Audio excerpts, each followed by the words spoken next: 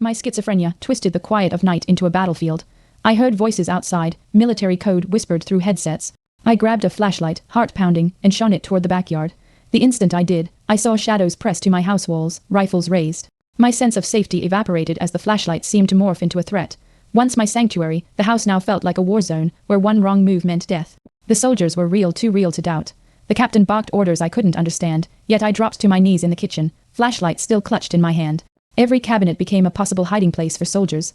My breath caught when I saw my reflection in the microwave while, died, shaking. That's when I called Mom. Michelle's voice cracked through static, her words desperate, but steady. Stay with me, Reagan, you're safe. But safety was gone. I stared at the flashlight, now a weapon. Her voice was my last tether to reality. I tried to barricade the door, but the captain's voice roared through the vents, ordering a breach. I flipped the flashlight off, crawling under the table. Footsteps thundered above, the attic now their base. My phone buzzed. Michelle again. I whispered, they're inside. But her response was drowned by another voice, a radio call declaring me a traitor. My heart pounded. Was this real or just punishment? Suddenly, a flashback crashed in 2 months ago. I stood in a hospital hallway, Mom begging the doctor to increase my meds. She's not stable, she said, thinking I couldn't hear. I did. The captain's threats now echoed that same verdict. My body shook, my mind recoiled. I screamed, I'm not broken. But the room spun, flashlight flickering as if judging me. The past was bleeding into now. In a desperate move, I ran to the basement, hiding behind the furnace. I clutched the flashlight, its beam jerking across walls like gunfire. The captain's voice shifted softer, almost kind.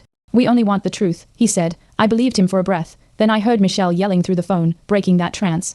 Her scream, not his lie, reminded me who was real. The cold floor felt safer than his voice. The twist shattered everything. A mirror in the basement caught my reflection. No soldiers, no captain. Just me, flashlight gripped like a knife, eyes wild. I'd imagined it all. Michelle's voice sobbed through the line, come back to me. The flashlight dimmed. My knees buckled. That was the truth. I was alone with my illness, and somehow, facing that felt more terrifying than the captain ever did. I curled on the basement floor, the flashlight now lifeless beside me. Michelle's voice anchored me. You're not alone, she repeated. I whispered, I saw them. They were real. Her steady breathing answered. The house was silent. No boots, no orders, just her love. For the first time that night, I inhaled without fear. Later, wrapped in a blanket, I watched sunlight creep through the blinds. Michelle arrived, her hug tighter than anything I'd ever known. We'll get through this, she said. The flashlight lay untouched on the counter, no longer a weapon. Just plastic and batteries. The war had ended, and I'd lived to see morning.